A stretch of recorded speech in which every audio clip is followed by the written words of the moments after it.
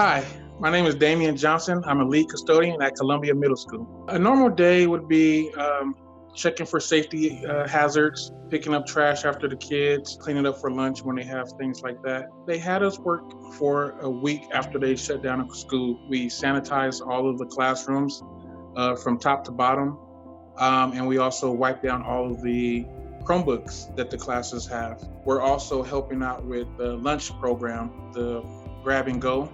So being able to be a part of that and help the kids get lunches is helping out as well. I think that what we're doing is helping out a lot. When they come back, then the parents know that the school will be clean and safe for them to return. Everybody stay at home, be safe, stay healthy, and let's get through this.